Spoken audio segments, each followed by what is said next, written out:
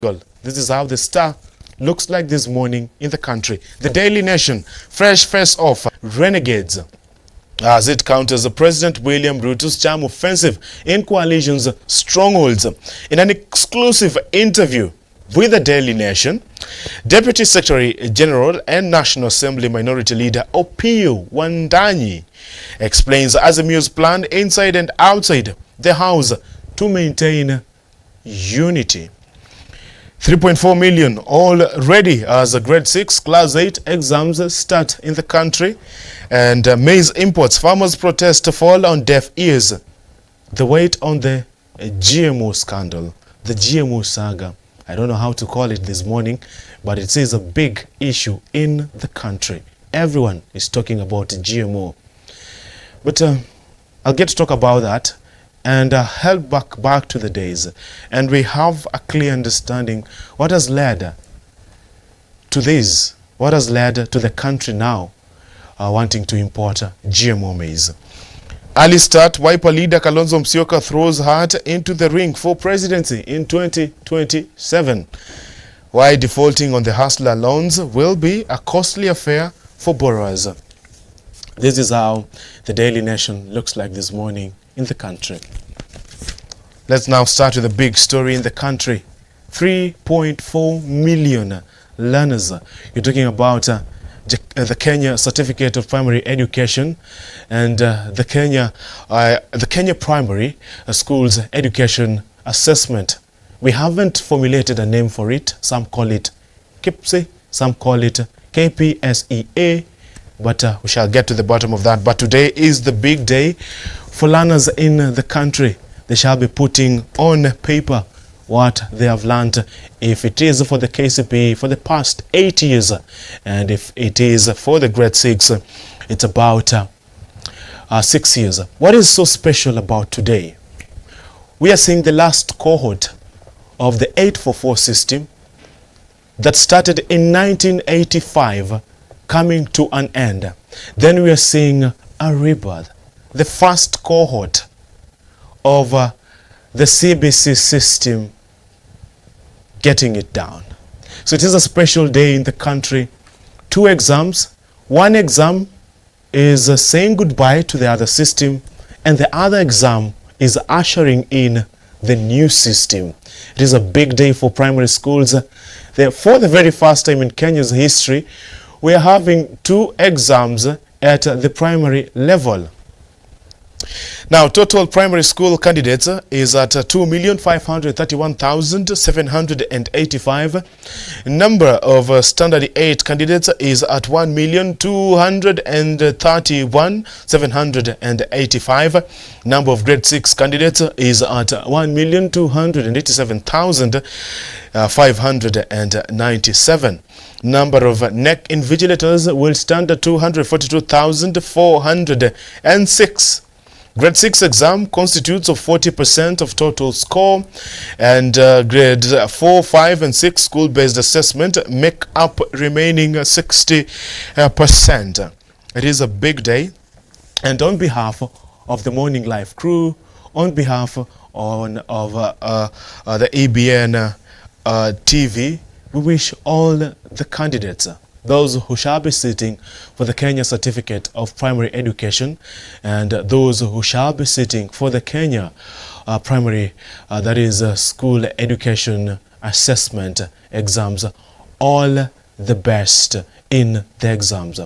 The biggest thing this morning to you candidates is that do not panic.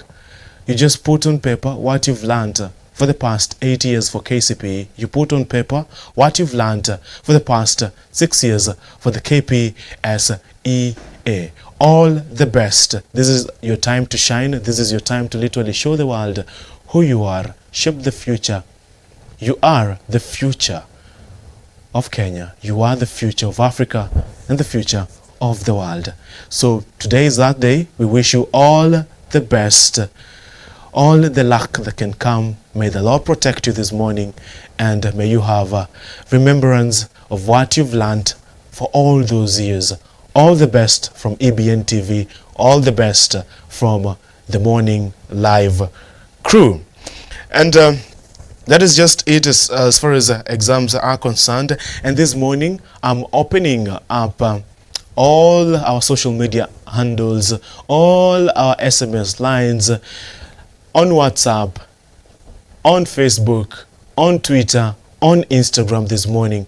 Just take your time and wish all the candidates in the country all the best. And if you have a student, or if you have not a student, if you have a child who shall be taking part in this year's exams, you can wish them the very best, and I shall be reading your comments in the course of the broadcast. I shall be joining you, the EBN family shall be joining you in wishing them the very best in the exams.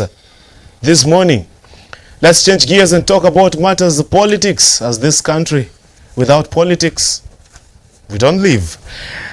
Now, fireworks as Raila calls for anti-Ruto meeting. Azimio chief sharply differs with president on petition to remove IEBC bosses. Countrywide rallies start in Nairobi, Mombasa, Nakuru, Kisumu, and Kakamega. It all started when a petition was tabled in Parliament at the August House. And this petition was calling for the removal of the IEBC commissioners who differed with the results that were announced by the IEBC chairperson, Wafula Chebukati. They termed the results opaque. They did not define what opaque meant, but they termed the results opaque. Now, President William Ruto was declared the winner and was inaugurated and sworn into office. And after that, the petition came. There was a part of this petition that says that these commissioners contravened with the Constitution. For lack of a better word, some of them said they wanted to burn down the country. And Raila Amolo Odinga and the Azimio Brigade, they have come out in defense of the four commissioners. I'm talking about Juliana Cherera, the chairperson of IEBC, Irene Mesit, a commissioner at IEBC, and also Francis Wanderi, a commissioner at IEBC, and Justus Nyagaya, a commissioner at IEBC. They opposed the result, and now they plot to literally remove them from office. There is a conspiracy theory in regards to the same. There are those who say that since Chebukati and the team, that is Abdi Yakub Golie and Boy Amulu, since they'll be going out for the terminal leave, we cannot remove the IEBC commissioners. But today they shall be appearing before Parliament, before the members of Parliament. But according to the Star this morning, Juliana Cherera has said that she will not be appearing before the members of Parliament. Rather, she shall be sending her lawyer to represent her. But the biggest question this morning is what Raila Amolo Odinga is saying. Is this the return of the strong opposition leader who always stood out and said that, do you know what? We are going to oppose this. The Raila who has always been there, the Raila of 2005, the yes and no, the Raila of the amendments in regards to the 2010 Constitution. Is it the return of Raila Amolo Odinga, the top opposition leader in the country? And he has said that he shall be involving Kenyans in regards to the removal of the four commissioners. He has said that he shall be having some small groups, and the Daily Nation or the Standard this morning talks about the return of a People's Assembly. We shall be seeing the return of that. And this is what we call small barazas in regions, in villages, in halls. And he has said that he will start by holding a rally in Nairobi at Kamukunji grounds on Wednesday, just to get to listen to Kenyans in regards to what Kenyans want. But this is worrying. Why? Because we are having an issue in the country whereby close to 3.5 Kenyans are in need of food aid. We are at a time in the country whereby the youths are unemployed. They're not employed. The number is going up each single day. We are at a time whereby the country is having insecurity issues, muggings and robbings in the capital, banditry, attacks, cattle rustling in, beg your pardon, in volatile Rift Valley. We're having a lot in the country, but now Raila Amolo Odinga says we shall be having we can say that protest in the city. Why is it worrying? Because the president has said the 4 commissioners must go. The president has called the 4 commissioners rogue. So if Raila Amolo Odinga tries to have a protest in the city, then there shall be a retaliation from the government, which means that the government will mobilize police officers. The government will mobilize stakeholders involved in making sure that peace and order is maintained in the country. So we shall be seeing what we are not praying for is what we've been seeing in the past, what we witnessed in 2017 during these protests that Raila Amolo Odinga was leading. And this morning, what the Star talks about is what will literally happen after that. Because the president is firm, the president is clear that the 4 commissioners must go. The 4 commissioners must not stay in office. But Raila Amolo Odinga says otherwise and says that just because the 4 commissioners are being punished because they did not support what he terms as election rigging. And there will be a retaliation from the government itself. That is why this morning we're just talking about the return of these parliamentary or People's Assembly. Yesterday, the president attended a church service in Karen at Sitam, and the president, while there, I'll talk about the deputy president, Rigathi Gachagua. As the norm, as always, when the president is out of the country, the deputy president takes the mantle, becomes the head of state, runs affairs in the country, then gives a report to the president once the president is back in the country. Now, when the deputy president took to the podium, or to the dais, or to the pavilion, in regards to how you prefer calling it, the deputy president, the first thing was he gave a report on what was literally happening in the country. And he's told the president that while you are away, they have been regrouping. While you are away, they have been having these meetings. While you are away, there's something that they've been doing. That while you were away, they have been sponsoring the media. That is what the deputy president was talking about. But when the president took to the podium, the president said something. He said that the noises, he termed what is going in the country as noise. And he said that whatever is being witnessed in the country shows that everything is working in this country. That parliament is working, the judiciary is working, the executive is working. He also said that the opposition is working. And we shall get to listen in to what the deputy president said yesterday, just to have a glimpse of what he talked about. Of the various diplomatic successes that you have achieved since you ascended to the leadership. You went to the UN, you have been to Egypt and mobilized Africa in matters of climate change.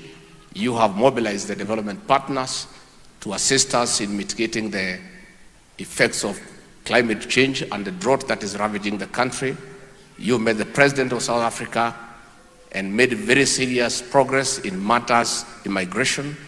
You have just come from South Korea, where you have successfully mobilized millions of dollars to assist this great country. These people, where you are away, crafted a narrative that now that you are succeeding and the world has accepted you and accepted your leadership, and they are responding to your various engagements, that William Ruto is a puppet of the West. We have told them, President William Ruto has the exclusive mandate from the people of Kenya to engage the West, the East, the North, the South, and anybody who means well for this great country. So we want to ask the people of Kenya to ignore such. Your Excellency, when you are away, before you left, you instructed our Cabinet Secretary for Interior and your security chiefs to do whatever it takes to restore security across the country. And our hard-working CS and the security chiefs came up with a good strategy on how to create convergence between officers of the National Government Administration and the police to achieve total security. Again, our detractors using the press put a screaming headline, Moi era chiefs are back. That is how malicious these people are, because they don't want to see anything that is good for this country. Your Excellency, we want to encourage you. We want to tell you, the people of Kenya are behind you. Please carry on with the good job you are doing, and we ask these Christians to continue praying for us. For the avoidance of doubt, the Ruto administration is solid. It is focused on service delivery and will not be distracted by propaganda, by innuendos, and things that do not make sense before the people of this country.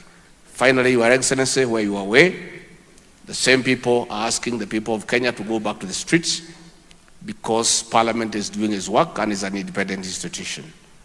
The people of Kenyans are telling them, if they want the people of Kenya to go to the streets, they must lead by example. Because these people who want our children to go to the streets have organized and arranged for their children to go and serve in the East African Legislative Assembly in Alusa. So we are asking them, if you want street protests, it is okay.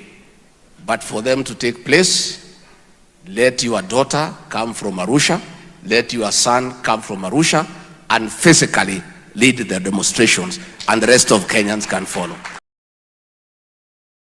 That was the Deputy President just giving the President the report of what has been happening in the country.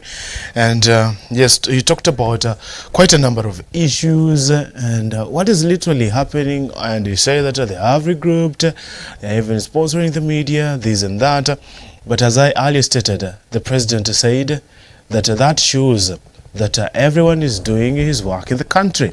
He said that shows the executive is working. That shows that Parliament is working. He also said that shows that the judiciary is working. That shows that the opposition is working. And termed whatever the Deputy President was saying, he said that that is just mere noise.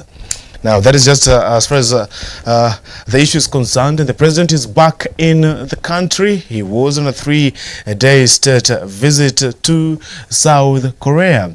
And he said that he believes he had a revelation while in Korea that Kenya will be a powerhouse in Africa and the world. Let's talk about the other debate, the GMO debate that is rising eyebrows in the country.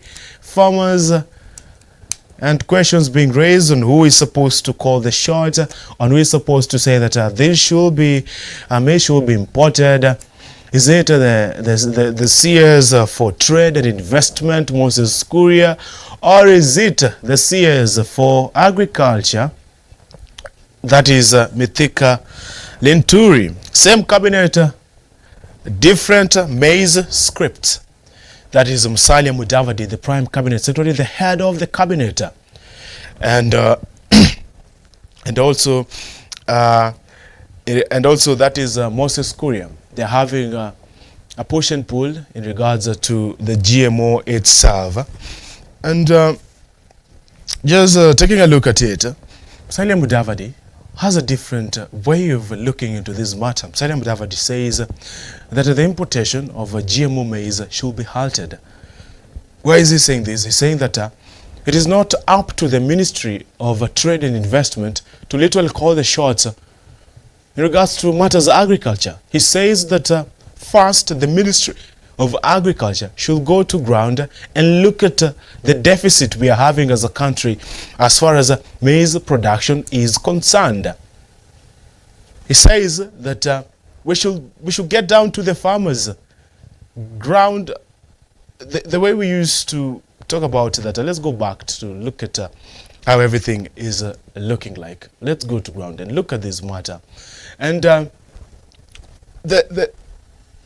the Prime Cabinet Secretary, while he was in Lamu, he talked about that issue and said that they've literally differed in regards to that. They've differed in regards to GMO itself. They have differed in regards to who should literally call the shots.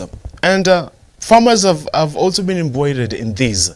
And farmers are literally getting worried simply because the CS for Trade, Moses Kuria, while in Trans Nzoia, literally gave farmers 72 hours to stop maize hoarding, to release maize, or else he's going to literally import the 10 million bags of GMO maize into the country. And farmers have been saying that that is not okay simply because we are harvesting, but the CS has stood firm and you say that you are hoarding maize. We are having a deficit in the country as far as maize production is concerned. We're having a deficit. You could go walk into supermarkets, you could see the prices of maize flour. Do you know what is bringing that? It's because of the deficit we are having in the country as far as maize production is concerned. But the push and pull in regards to the GMO is still there. The question of is GMO safe for human consumption is still there. But one thing is true, that no country, no one has been able to literally come up with a script of whether GMO is safe or unsafe. But we have been having this issue that whereby GMO is being linked to literally cancer and all that. But in regards to different studies that have been conducted in the world, no one has been able to link GMO to a certain issue. But some of these developing nations have literally done away with GMO simply because they are saying that it is a threat to the health. It is also a threat to the environment. We've been seeing issues to do with our natural ecosystem. Different leaders saying that GMO will literally destroy that. But let's talk about this thing GMO. GMO started, the conversation started during the Grand Coalition government. Raila Amolo Odinga was the Prime Minister. The President now, William Ruto, was the Minister for Agriculture. Then the GMO debate came up. Raila Amolo Odinga was supporting GMO during that time and saying that the country should be able to embrace the technological advancement in the world. The President at the time, William Ruto, was the Minister for Agriculture. He differed with that. He said no to GMO into the country. He even said that we should allow scientists in the country to look into the matter GMO before GMO is allowed to get into the country. Years down the line, the President now, William Ruto, is reading from another script now, saying that GMO should be allowed in the country, and Raila Amolo Odinga, who was supporting GMO back in the days, saying that GMO should not be allowed in the country. Two leaders, same story, but different opinions. Back in the days, it was the same script. They also had a different opinion. One was supporting, one was not supporting. Years down the line, one is supporting, the other is not supporting. Now they're just exchanging the mantle. Like, you supported during that time, I'm going to support this time, and I'm going to oppose this time. But let's take a look at why we are literally going to GMO as a country? Why are we heading to GMO? Why are we seeing GMO as an alternative as a country? Why is everyone literally saying that a GMO is what we need? Now, in 2012, GMO was banned, or products that have been genetically modified were banned from getting into the country or being imported into the country. But why is the ban being lifted close to 10 years later? Let's head back to 2012, whereby maize production was in plenty. And in 2012, we did not have a deficit as a country as far as maize production is concerned. In fact, you could get a 2 kg packet of unga at 99 bob, simply because farmers were genuine, simply because farmers did not hoard maize, simply because farmers were not greedy. And then during that time, there was need to do away with GMO. There was need to do away with GMO maize, simply because farmers in the country were producing in plenty, enough to feed their fellow Kenyans. Now we are moving down the years. Let's now start looking at when the rain started beating us as a country as far as the production is concerned, because we're having a deficit in every single thing in the country. Then in 2019, we had an infestation of locusts in the country. And these locusts were literally destroying anything that was green. They were eating each and everything they found on their way that was green and that was standing. We could see that counties were affected. Many counties, close to 20 counties, were affected by infestation of locusts. And these locusts were in numbers.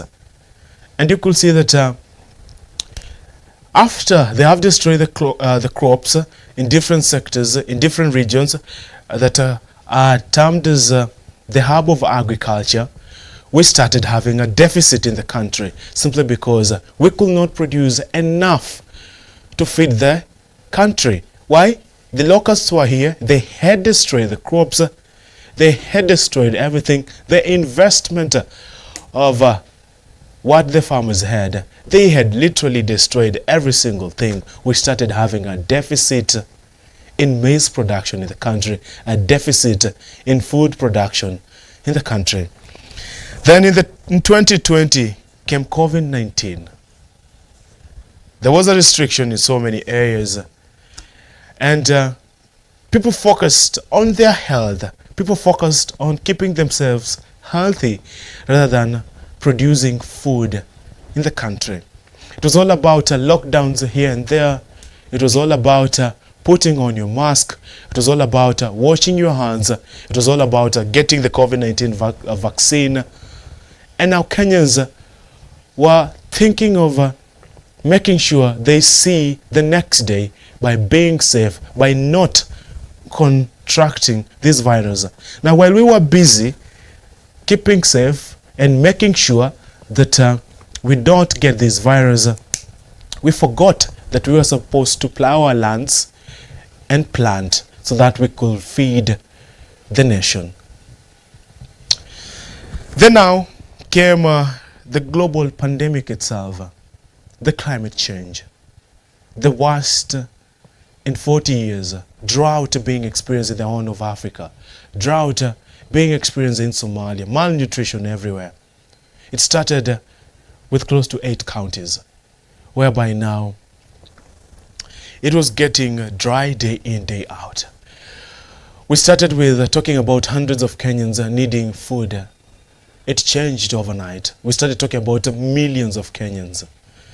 And we saw a number close to 2.5 million.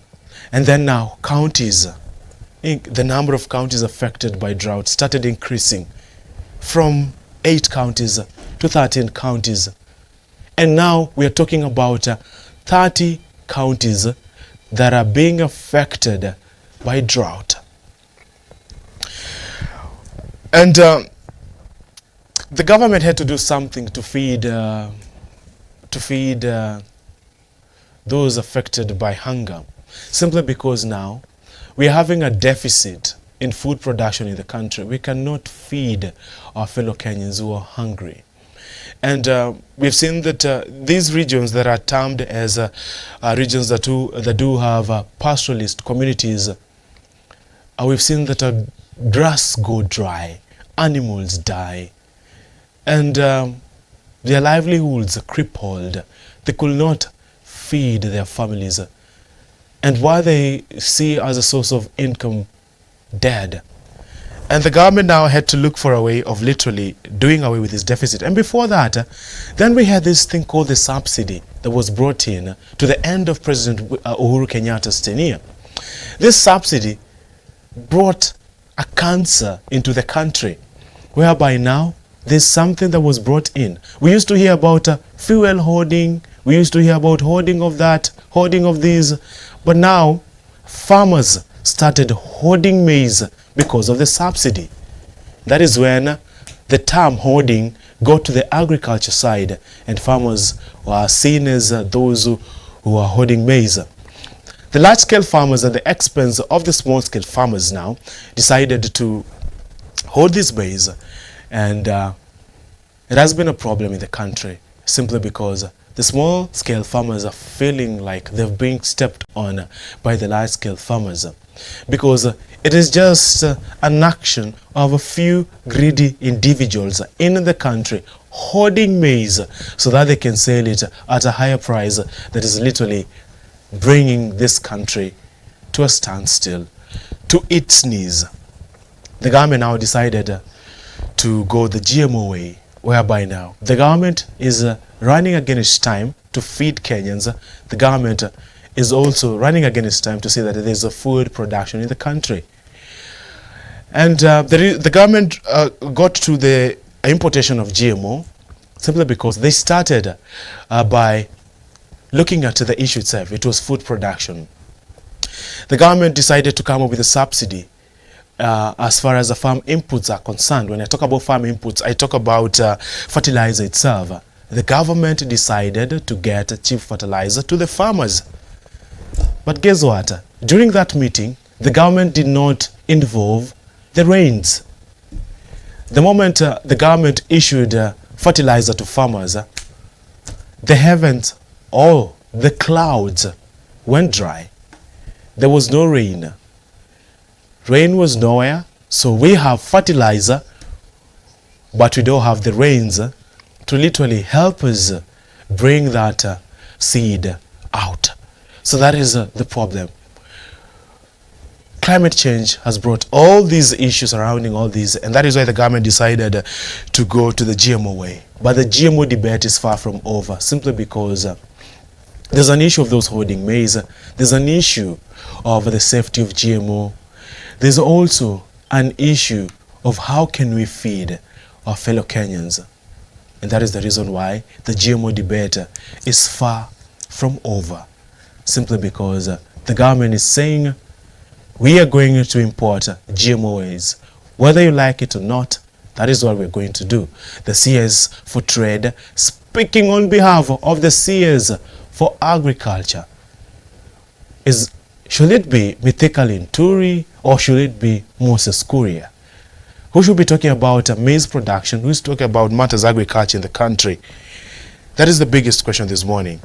And that is why people have been talking about that and saying that it should be able to get to this. But as it stands at the moment, the cabinet has a split in regards to the same. The members of parliament in the Kenya Kwanza government also have split it in regards to the same. We shall just be looking at it and hoping that they will get to a situation whereby they will help Kenyans. Now, to another story that has also made it top of the page of the three local dailies this morning in the country.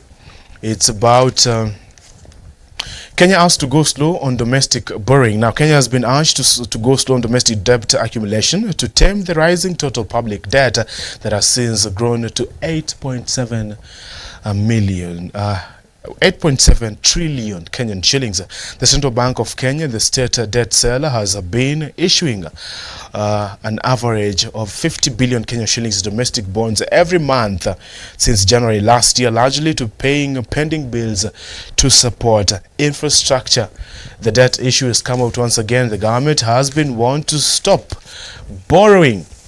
Now, another story that has also made it top of the page of the local dailies, and I'll talk about, to be specific, I'll talk about the Standard.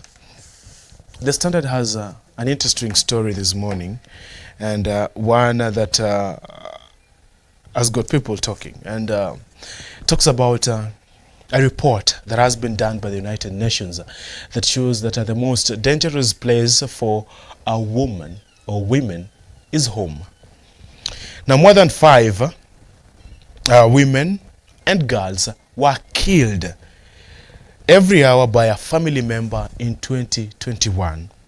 A new UN study on femicide has revealed. The report depicts a gruesome reality around the world.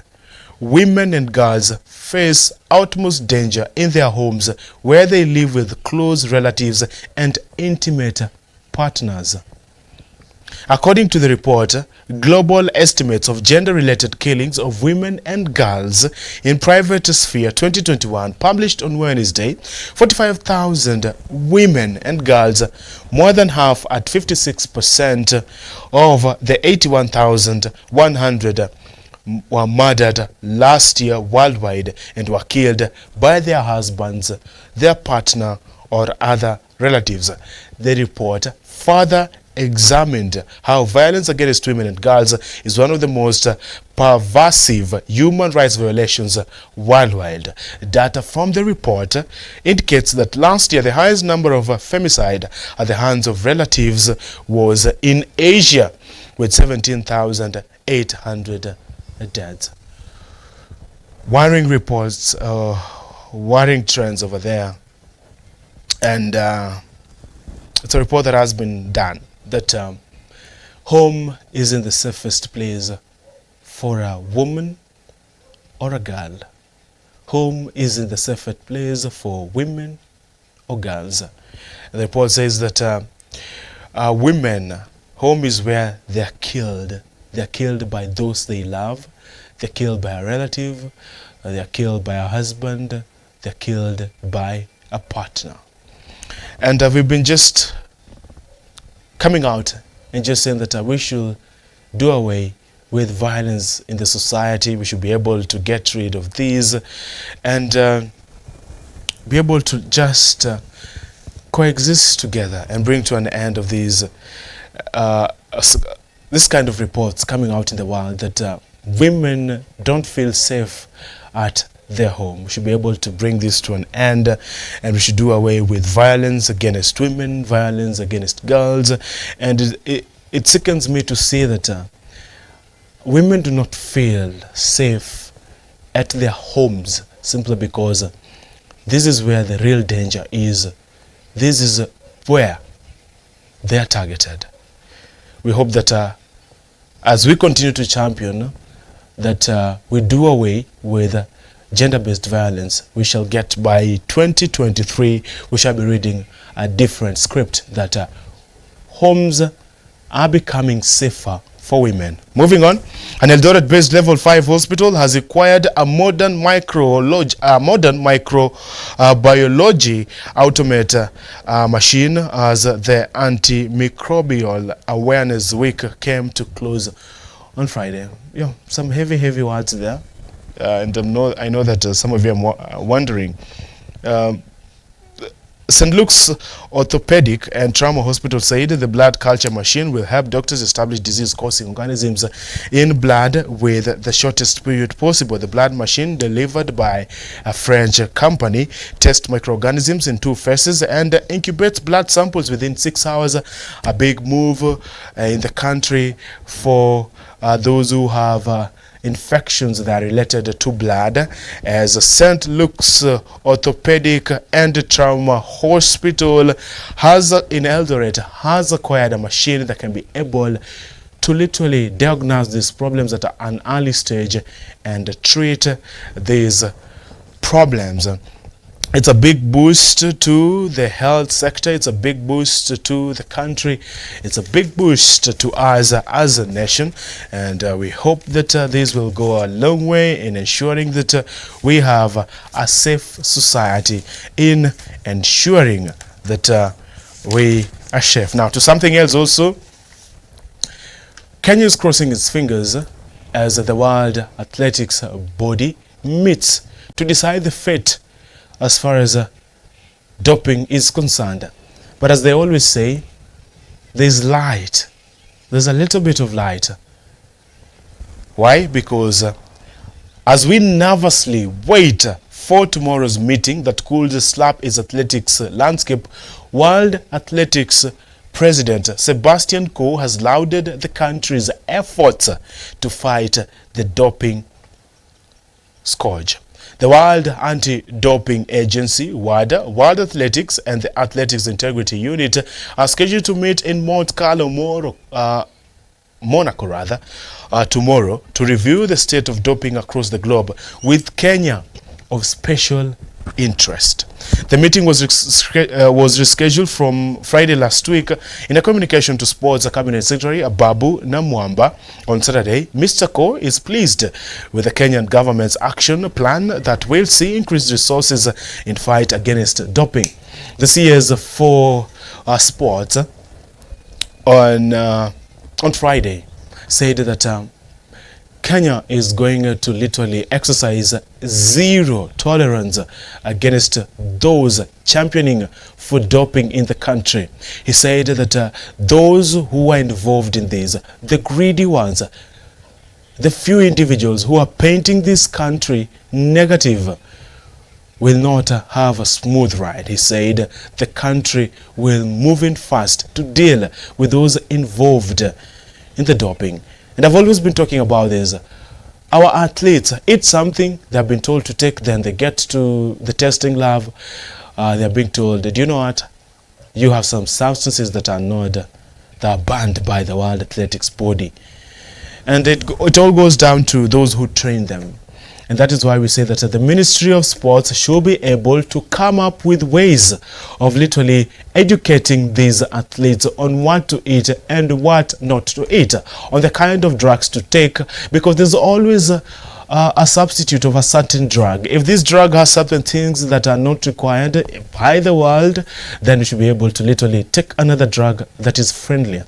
So we should be able to literally educate our athletes on what to eat, what to take, what not to take, simply because that is the biggest question.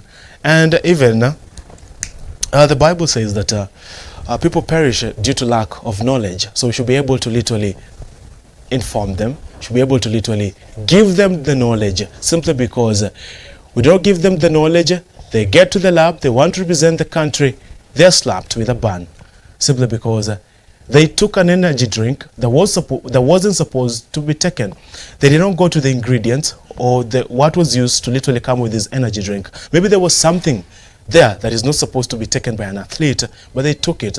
And this thing stays in someone's body for quite some time. So we should be able to come up with ways of educating our athletes and ensuring that we have a doping-free country. You know where we stand as far as athletics is concerned. We know how we show the world, how we literally lead while others follow. But as it stands at the moment, we are leading in doping cases. And you know what will happen if they find the country guilty? The same ban that was slapped to Russia, whereby Russia isn't participating in any athletics. It will be the same ban that will be slapped on Kenya.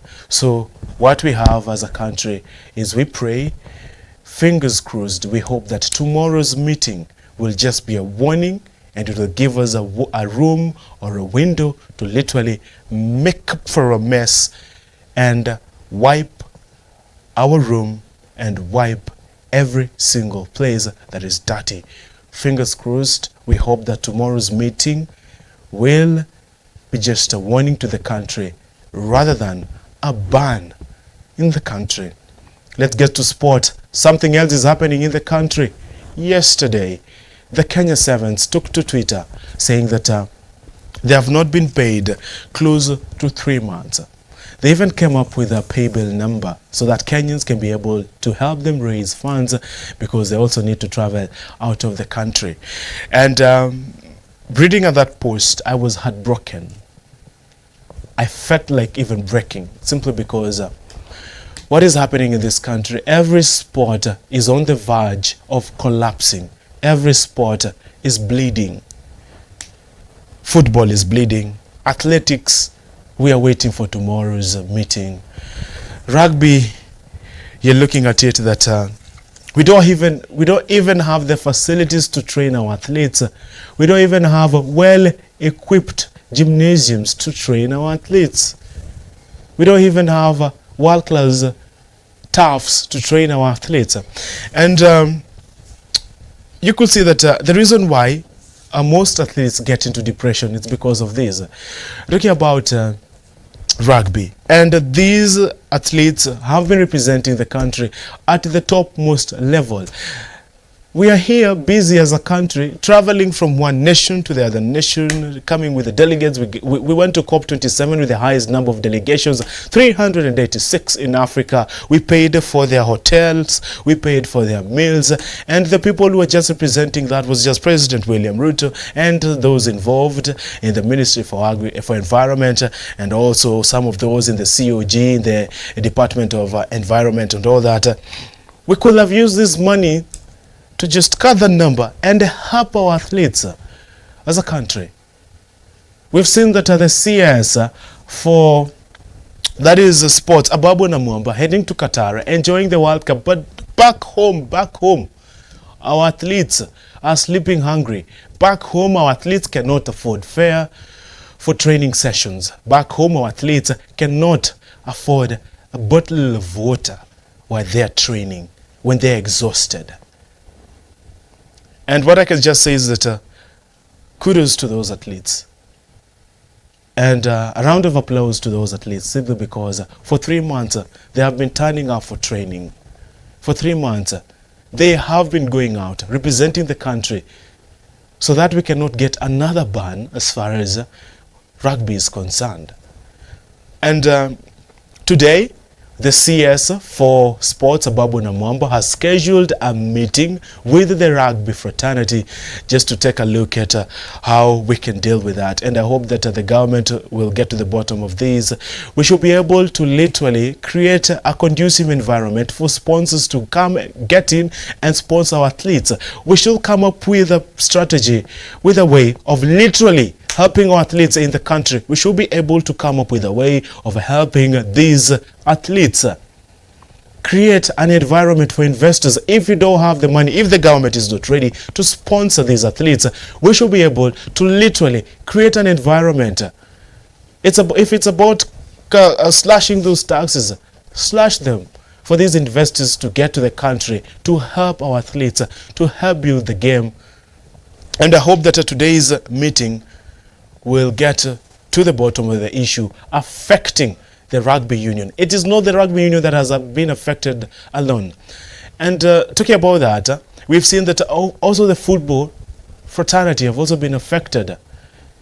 We don't have sponsors to literally help football grow in the country.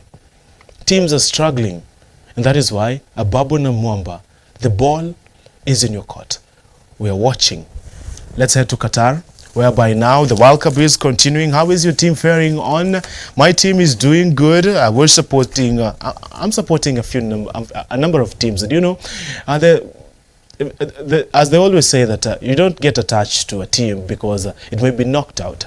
So I support Brazil, and as far as Brazil is concerned, everything is moving on well.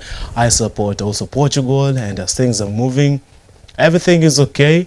And I support Senegal, and everything is okay. Cameroon, and also I'm a fan of Japan. I support Japan. Yeah, you heard it right. I support Japan. But one thing that makes me support Japan is how They bring their culture to the world. You've been beaten, but you still clean the stadium. You leave it clean. We should be able to literally raise our children in that manner. If you've not watched that, please go and just look at how Japan cleaned the stadium even after they were beaten. And the same way they did it during their opening match, they cleaned the stadium. Not only the stadium alone, even the players cleaned the dressing rooms. And when the fans of Japan were asked about the same thing, they said that that is our culture. Then I did a little bit of digging. I went down. I did not go to Japan, of course, but seated here, the technology itself makes us fly all the way to Japan. So while seated, I flew all the way to Japan and got to literally look at how Japan does its things. Now, in Japan, at an early age, a child is taught how to clean the toilet, how to clean the dishes, how to clean the house, how to literally pick litter. You see, how to pick litter. So I was just sitting and just looking at how Japan is, and I was just picturing it out and hoping that I could one day go to Japan and say that, and how we could do that as a country, literally raise our children in such a manner whereby now we teach them on how we can literally keep our environment clean, on how they can keep themselves clean. And something good about Japan is that they did not clean their own section, they cleaned the whole stadium. So if you go to Japan, you won't see any litter, even a small piece of paper. You cannot see a piece of paper in Japan, simply because they literally keep their country clean. Today's matches, Cameroon versus Serbia, Korea versus Ghana, and I hope that Cameroon will be able to beat Serbia and Ghana will be able to beat Korea, although I'm a fan of his name is Son something like that, but he's a Tottenham player. I'm a fan of him. And Brazil versus Switzerland, the Samba boys will beat Switzerland. I'm a fan of Brazil. Portugal versus Uruguay, Portugal will beat Uruguay. So the first match will be at 1 p.m. Cameroon, Serbia, 4 p.m. Korea, Ghana, 7 p.m. Brazil, Switzerland, 10 p.m. Portugal versus Uruguay. That is today's fixtures in Qatar. Thank you very much for creating time for me this morning. I hope that you're up to date with the stories that have made it top of the page of different local dailies in the country. Once again, on behalf of the Morning Life crew and also on behalf of the EBN family, to those who shall be taking part in this year's exams, talking about the Kenya Certificate of Primary Education and also the Kenya Primary School Education Assessment 10th of grade 6, we wish you all the best in this year's exam. It's all about putting down on paper what you've read for KCPE for 8 years, and for KIPSE, we haven't come up with a name of that. We just go with the initials, KPSEA. We wish you all the best. It's all about 6 years. That is on behalf of Huntington Deda, our director, on behalf of Given Alula, camera person, on behalf of Zaneta Mudeu, on behalf of Emmanuel Mara, Cynthia Nanjala, and myself. We wish you all the best. My name is Alusa. Have a good day.